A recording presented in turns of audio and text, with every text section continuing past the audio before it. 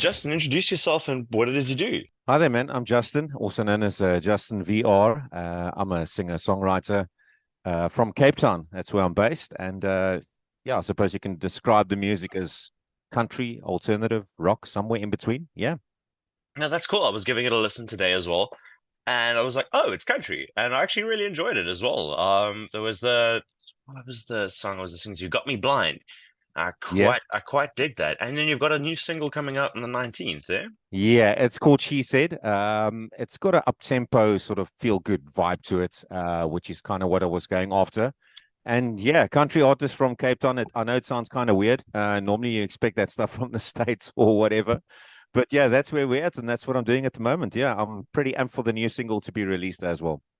Yeah, and you, if I'm not mistaken, from what I've read, you also started this like mid-lockdown, like when the world fell apart.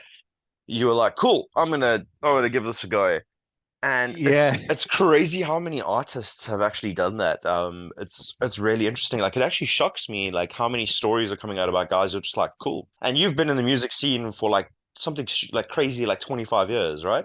yeah, man. I've been involved in entertainment for like 25 years. I do have a small sound and lighting business. So obviously with that comes directly working with artists, functions, whether it be weddings, whether it be corporate dues with bands, with artists directly. I've also been a sound techie for quite some time.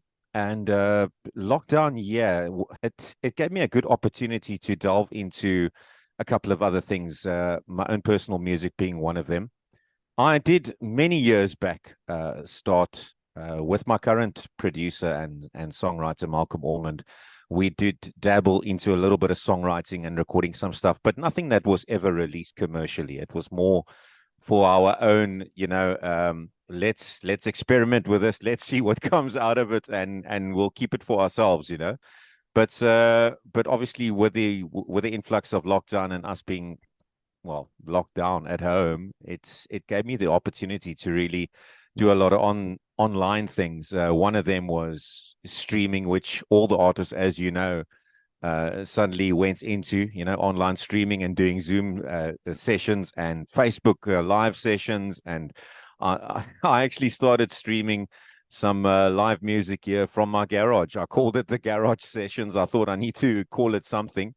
And I would take like a Saturday afternoon, I would send out a link, and then either via Facebook Live or whatever, I would do a couple of songs. There was one or two older originals that I did in there, and some cover stuff that people would recognize. And yeah, Malcolm actually tuned into one of those. We hadn't chatted in many a year, and he was like, "Gee whiz, man, that sounds pretty cool. I have an idea. Why don't you meet up with me? Maybe a couple of days later or whatever." Obviously, hush hush. It was like really in the first hard lockdown of COVID. So and I did, and we started messing around with a couple of ideas. He had a nice bluesy guitar riff, which is at the beginning of "Got Me Blind," the debut single, and we took it from there. And the rest is history, I suppose. We just kept on with it. We kept the momentum going, writing songs and recording stuff together. And yeah, I suppose one benefit of lockdown is the full-on commercial side of releasing music. No, that's incredible. I don't want to like please don't take this as an insult, but you have about as much experience as this and as much as my lifespan. I mean, I'm 28 and like that's it's crazy to think that like that's like pretty much synthesized into someone's career. This was my experience with life. No, that's exactly what it is, bro. It is what it is. I'm kind of blessed to be where I'm at right now. I mean, yeah, I've been doing it forever and a day, entertainment wise, whether it be singing or whether it be doing something. But nightlife and entertainment has been a part of me forever and a day. And as you say, yeah, for 25 plus years. Here I am today, and I'm having a lekker chat with you, and I suppose that's one of the perks, eh? No, definitely, definitely. Like it's cool, like just how things progress. Like music is just a gateway to adventure, as my uncle always said. Like you're gonna just experience things whether you want to or not. And did I read this right? Was it this about the single, or was it about you being quite introverted, like in general, or Ye- Yeah, she said he's the latest single is basically about a guy. It does actually relate to me. Even though I'm involved in entertainment and I'm in everybody's faces every night of the week, basically, and in with podding and whether it be anything, live music or whatever. At home, I would say I'm quite different. I am a lot more quiet and a lot more introverted, and the single is, yeah, about somebody, your partner. That could be anybody really. It could be a friend. It could be a lover. It could be your spouse. It could be anybody. It could be siblings even, that just gets you out of your shell really, and gets that introvert side, maybe push it to the side, get it out of you, and just say, hold on, you need to break out a little bit, and you need to experience life and be more spontaneous and just get out there. One of the lyrics from the song is just shake off the blues, kick off your shoes, and just get down with it and just live a little bit and and be more spontaneous, which I suppose you could say it directly relates to me, especially at home, because I'm a totally different person as to when I'm out there. I'm not saying I'm being fake when I'm out there, but I suppose part of what we do as artists is also, what's the right word I'm looking for here? It is a lot of showmanship, and it's a lot of, there has to be certain acting involved, and you've got to express yourself in ways that maybe you wouldn't normally. And when you get back home, that all lays to rest. And well, me in particular, I like a lot of peace and quiet at home, which is the opposite to when I'm out there in front of people. that's I can completely relate to that. Hey, I'm not sure if it's an artist thing in general. Like a lot of us tend to be that way. I'm the same. Like if I get the chance to hermit, I will. Like Yeah. if I get that moment where I'm like I'm at home now and I don't have to do anything, I will like just become like a shut-in goblin. Like I'm just like cool. It's so cool though. Yeah. Video games and series, like, and now with the last 2 weeks that have passed, I'm feeling that's exactly how I feel. I'm just like, no, no, I'm done. My social battery has died. Like, please, like, No, absolutely, man. But it's pretty cool though. I mean, I suppose lockdown in a way was pretty cool for me because I love being at home. And I mean, if I never have to leave the house, I probably wouldn't. But unfortunately, with me being at home, in the entertainment industry, all of us suffered. I mean, it was. I still say to this day, we were possibly in the worst industry, imaginable when that happened, because I mean, we couldn't do anything. I mean, I was streaming, doing what I called garage sessions, basically in inverted commas, begging for money. I had this whole busker thing going with my little QR code on the Facebook Live sessions. So, it's terrible because us as artists, we have to get out there and we have to make money. Whether it be in anything, sound and lighting or whatever you're doing, that's the way we get our bread and butter, is being out there and being in entertainment, nightlife, and in everyone's faces, in the public eye continuously. So, yes, it was nice being locked up, but up until the certain point, after week 4, never mind months, I was like, oh my goodness, this is not cool anymore. I need to get out there. So yeah, pros and cons either way, my man. yeah, no, definitely. I mean, let's be honest, like the entertainment industry, especially like in South Africa, is you're walking a fine line as it is. It's not a how do I say, like, yes, you can make a living out of it, but it's graft. It's a lot of work. And it's a very fine line between, you know, getting by and or not getting by. And that lockdown was just there was no room for that. I mean, we lost venues, we lost companies like yours, guys who were doing what you were doing that were forced to sell out basically because they couldn't afford to keep going through lockdown. And it's sad. Like it set the music scene back like a fair amount. No, absolutely, man. And yeah, I suppose especially the bigger companies. I mean, I'm not going to name drop them right now, but they were under real pressure because there's so many salaries to pay, and guys' livelihoods. And I know a lot of these companies. I mean, I said to my wife one evening, I was scrolling through Facebook. This was probably in our second lockdown or wherever it was, but you would actually see these auctions up of all these sound companies and businesses that are auctioning off all their gear. It was really shocking to see that well-known established companies in the entertainment industry were suffering and just bowing out to that. And yeah, I suppose as artists as well, things are, somebody asked me the other day, well, what do you think? Things are looking like it's getting back to normal. Yes, in a way, guys are supporting gigs and that, but it's a little bit different now, because I don't know if you've experienced this, but especially when it comes to venues, maybe smaller venues, um, when it comes to gigging and getting paid gigs, it's almost as if your paid gigs is not as profitable, or they're not paying as much as what they used to pre-COVID, which I can understand from a venue standpoint. But up to we as artists as well, we went through 2 years plus of not earning anything. And now that we're back out there, back on the scene, and we can do our thing and our hard grafting, it's also pretty difficult. As you know, a lot of venues will say, "Here we go, take a percentage or take door takings," and it makes it really difficult for the artists as well, because if you don't have a sold out venue, and this, whether it be a small venue or a large venue, it's really difficult for the artist. And I understand the venue standpoint that the money's just not there anymore as it was pre-COVID. But I suppose there's that fine line, So it's difficult, especially for the artists in this country, for the venues as well. But I think it will change eventually. It's a long, hard graft. Maybe not back to 100% what it was pre-COVID this year still, but I think there is light at the end of the tunnel, so to speak.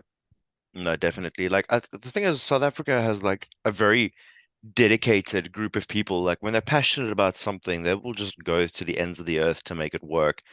I mean, I'm in Durban, and like Durban's music scene was struggling before COVID. Yeah, And like especially like the alternative side. So I'm part of the heavier side of the scene. I'm part of the metal community and the alt rock community and whatnot. And that was already like struggling prior, especially in KZN. And we pretty much lost most, if not all, of the venues that we would have had. And thankfully, there's one or two that have popped up now, but it's exactly that, one or two. And they're basically hosting everyone at this point. So there's a place called Westville Warehouse, and you can go there, and it could be a lucky packet of something like yourself or something like myself. It's just you never know what you're going to get, because there's so few places to play that everyone's playing at the same places. And thank yeah, God that they're accommodating it. yeah. I suppose it also leaves the door open to those entrepreneurs. I also know a lot of people that actually made it big during COVID. Entrepreneurs that actually their businesses thrived. I suppose in a way, maybe I'm saying to the entrepreneurs out there, maybe this is an opportunity for you guys to start off some new venues as well, because we are lacking in that, eh? I mean, yeah, I mean, I'm based in town. We are spoiled for choice for some venues, but all of them are more or less the same. If you're looking at venues where it's 5 to 7 days a week with live music, yes, we sport for choice with venues here, but not as many as whereas you can go out on a Monday night or a Wednesday, not just a weekend, and you're going to see an artist perform. Or a venue where you're going to see, acoustic singer-songwriters on stage doing their thing, or perhaps metal venues only, as you're well aware of. Maybe there's an opportunity there as well for guys to start maybe opening up some more venues for the artists out there. Because I mean, you and I both know we've got so much talent in this country, in any genre. I mean, it can be metal, it can be country, pop, it can be anything, folk. And I think exactly as you said, the two venues based out there in Durban, it makes it very hard for some artists to maybe get a spot and actually showcase their music. So yeah, man, I'm all for more venues out there, or at least those existing venues, to really try and just open their arms a little bit wider and just give everybody a fair chance, because we really have some amazing talent here in SA. No, definitely, definitely. I think I am like underselling it a bit. Like in terms of like, there's two that I know of that will host any type of music. There are a couple of Yeah, others, which is, but that's more for the more, how do I say, like the listen, like radio friendly type of music. And I don't mean that yeah, in like a derogatory way or anything like that.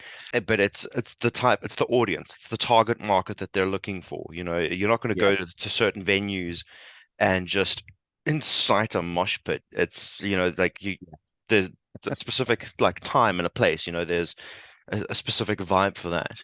And not every venue is going to accommodate that, which is completely fair. You do have your target market, which is completely understandable. No, definitely, man. And as I say, yeah, in Cape Town, I suppose it's something similar. As I mentioned, there's so many venues, but also genre dependent as well, as you said, and your radio friendly stuff. I'm with you on that. Not meaning to sound or to diss anyone, so to speak, or any genre, but yeah, I think there can definitely be an expansion on that. More venues, and especially with the venue owners, just open up your arms a little bit more, and give some other artists and some other genres and perspectives a chance to just get their voices heard. No, definitely, definitely. And when it like t just touching on like the garage sessions, how did you set that up? Did you already have with like the sound company, did you already have all the equipment that you would have needed to begin something like that, or was there certain things that you had to invest in order to do so? And what was like the learning curve like, just getting it right? Yeah, look, luckily for me, with having the sound and lighting business, I had everything in place already. I mean, well, thank heavens for that, because there was no money to spend on anything. I can joke about this now, but it was a sad state of affairs. I would say a week or two just before our president announced hard lockdown, this is it, COVID is real, and we're locking down the country. A week or two before he made that speech on air, I went and spent our entire savings on more gear and on the business. So I went into lockdown with a zero bank balance. Oh It's no. yeah, I know. No one, My no one wife, could have, no one could have predicted it though. Like the thing is it happened everybody, so yeah, suddenly. yeah. Look, Like, everybody says that, but at the end of the day, I mean, I felt like an idiot. I was like, oh my good Lord, I've got kids, I've got a wife, I've got everybody to support. And here I am, I've just gone into COVID literally with a zero bank balance. I just spent all our savings, because things were going so well at the time, things were really going well for me. hmm. And I thought, okay, here we go. Let's let's spend it on the business and upgrade. And yeah, the garage sessions was a way for me to test my upgrade, so to speak. And yeah, look, I did a little bit of homework on online streaming. I mean, everybody at the time was on the bandwagon using things like OBS, or just directly connecting to Facebook Live, or whatever their streaming preference was. And I mean, I gave it a bash. I gave it one or two sessions here at home.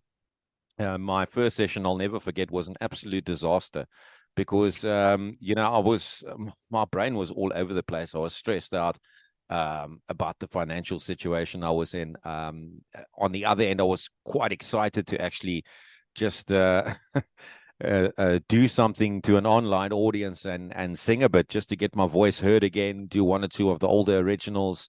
And then I never realized at the time, well, I did realize, I just didn't think about it, that, upload speed is so important. I had something stupid like 100 meg download speed with like a 10 meg upload speed. And I was going at it with my first show.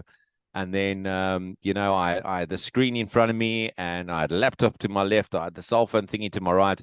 I had like a 360 thing going on here in the garage. And then I checked these comments coming through live, like, yay, this is great. This is great. There's a major lag. There's a major this. Things are cutting out on our end. And I was like, oh, I wonder what that could be. Not clicking that, hold on, I can't stream sufficiently, or have a smooth stream because of my upload speed. And I was like, oh my goodness.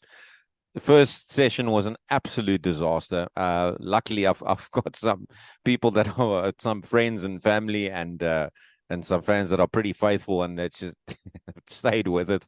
And then quickly, soon after, I realized, hold it, I need to sort out my internet line and just get the upload speed up and running. And after that, it was pretty cool. I used to do it on a Saturday afternoon. And as I say, the one good thing that came out of that was my producer, Malcolm Ormond. I hadn't seen or physically spoken to him in years. And he just happened to see me advertise this thing. I'm going to do a live stream on a Saturday afternoon. And he thought he had nothing better to do. Let me log in and see how it goes. He hadn't heard me sing, or he hadn't worked with me for quite a couple of years. And there we go. He liked what he heard. And a couple of days later, I was in studio with him, writing and recording and working on Got Me Blind. So big ups to my stupid little garage sessions with my choppy upload on the first session, but some good came from it at the end of the day. No, I mean like that's fantastic. It's always these stories like where it happens in the most unlikely way. I do want to ask though, for someone who would be trying to do something like that, what would you say is the recommended upload speed? Because that is something that internet service providers don't really talk about. They always sell the download speed, but when Yeah, you're doing anything streaming wise, you have to have a yeah. decent upload speed. What was the one that you ended up settling on that made it decent?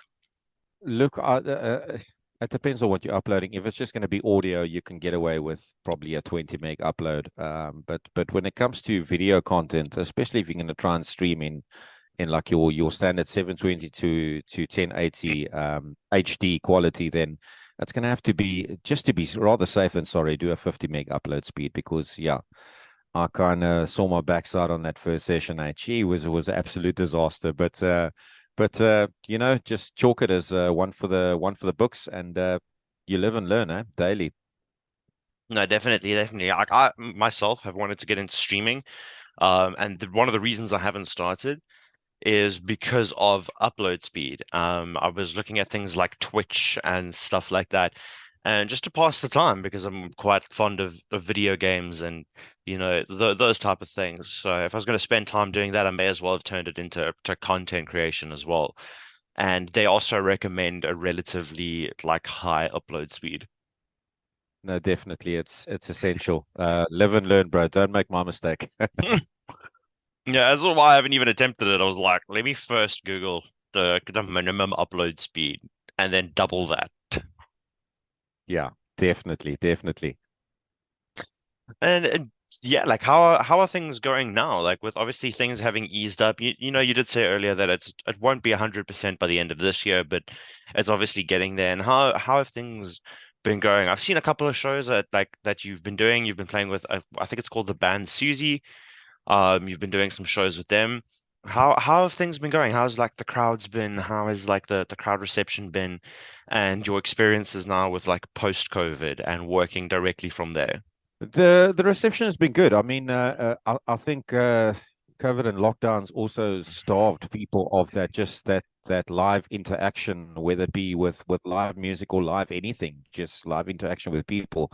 So slowly but surely, I think things are, as I mentioned, a little bit getting back to normal. It's not 100% there yet, but yeah, I've been fortunate enough to do some live touring with some amazing artists. I'm part of this tribute show called On the Road with Shania Twain and Keith Urban. You can check it out on social media, on Facebook, Insta, and everything. And yeah, Carlo Kutsia, the bass player, he actually called me up.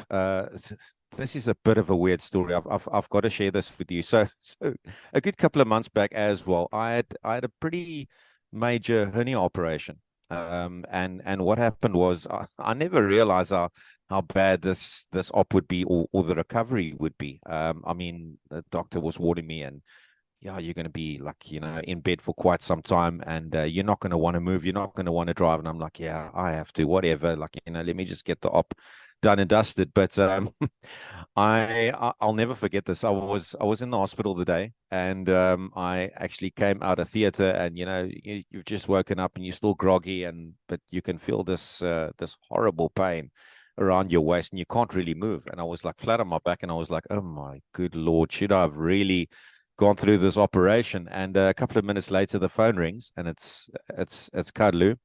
the bass player, and he says, "Hey, how's things going?" I'm like, "Well, not too great right now. I can't really move. I'm in a lot of pain. But what's up? Why are you phoning me?" And he said, "Look, I've got this tribute show going. You've probably heard or seen about it at venues." And I'm like, "Yeah." And he's like, "Well, we need a Keith Urban." I'm like, what do you mean by that?"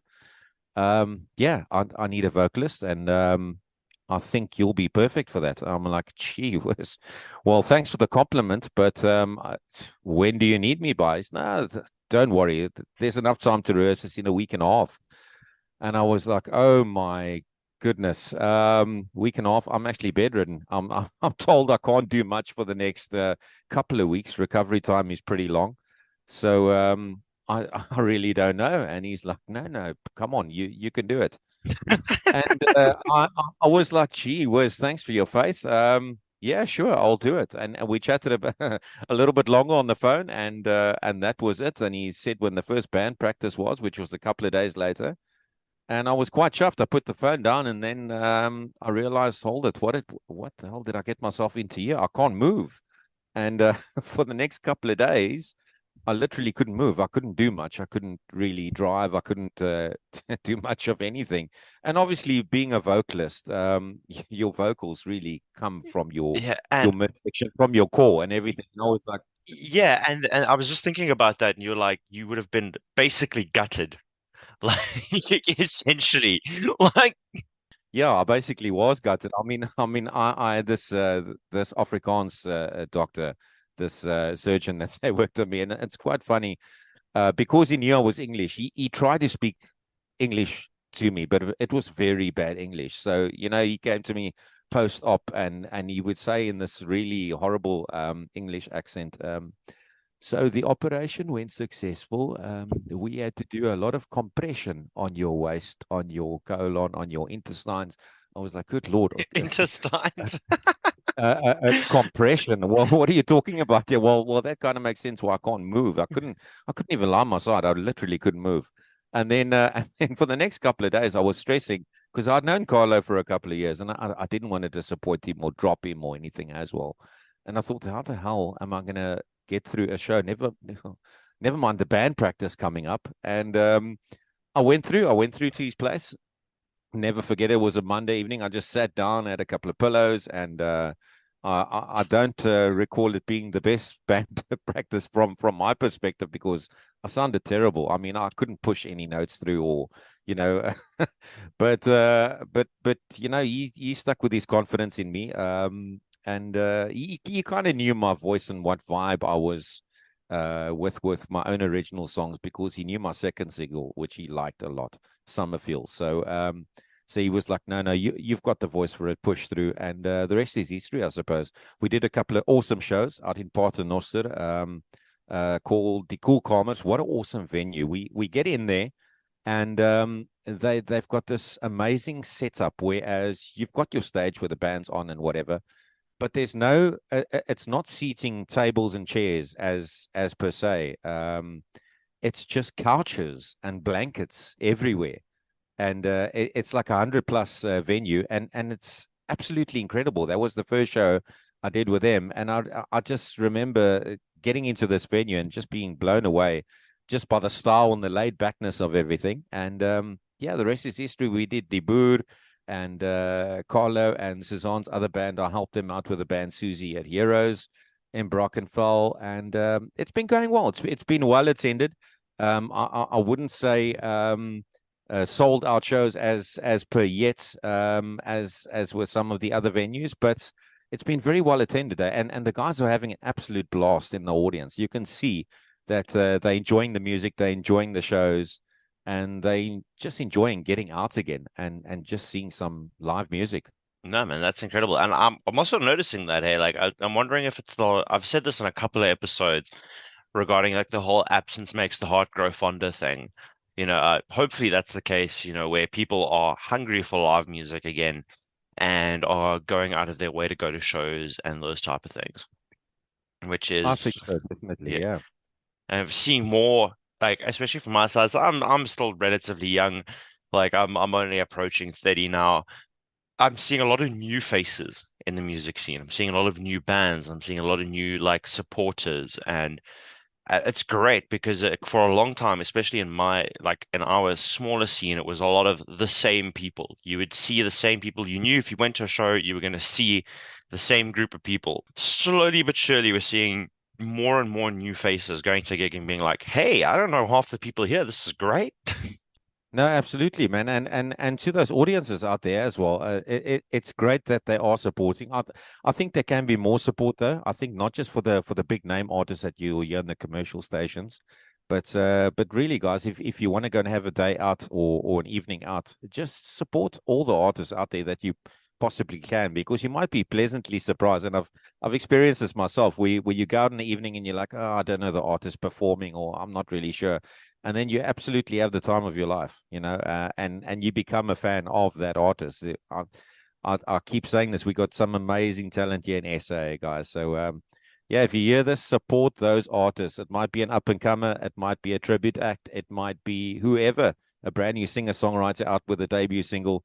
Go and listen to them. Go and support them. It means the absolute world. No, definitely, absolutely. That support means so much to artists, and I myself have been blown away by like an artist, like you said, like I have no idea who's playing, and just been completely blown away. Like there's a one of the other girls, like the person from Sludge, Megan, and her boyfriend Sean, they run something called Earworthy, where they go and find like the most underrated artists possible, where they basically scour the internet and find these absolute gems. And these people have something like 6 monthly listeners, or, like what is essentially insignificant numbers, but the quality of music is unbelievably high. And that's what they've been doing in their free time as well, is just you finding these absolute hidden gems. Definitely, bro. I couldn't agree with you more. And I can't emphasize enough the importance of just supporting those guys. Go ahead and follow their socials, and go and follow them on Spotify. And it is so important at the end of the day that we really get behind our musos here in SA, not just going mainstream and supporting the big name artists with massive labels behind them, but just support them, because that extra follow and that extra Spotify share or whatever it may be, it might seem insignificant to you, but it will mean the world to the artist at the end of the day. Definitely, absolutely. Justin, we're running out of time here, and you did say that you are heading to a gig tonight as well. Yeah. I don't want to hold you up too long. I've thoroughly enjoyed this chat. It has been an absolute pleasure. Thank you so much for taking the time to have a chat with me today. Where can people find your music? Where can people find you? And yeah. On Spotify and all good social streaming platforms, you can just search for Justin VR, Justin space and a V and a R. Otherwise, on socials, I'm the same, Justin VR on Facebook. You can check it out there. On Instagram, it'll be Justin VR Music. And then, yeah, guys, just share the music if possible. Hope you enjoy it. There's a couple of older singles on the profiles as well. And of course, the brand new single, which I'm really amped about. It's called She Said. And just share a like, guys. If you really enjoy it, then follow the pages. Thanks a lot, man. I really appreciate the time. Thank you so much, Justin.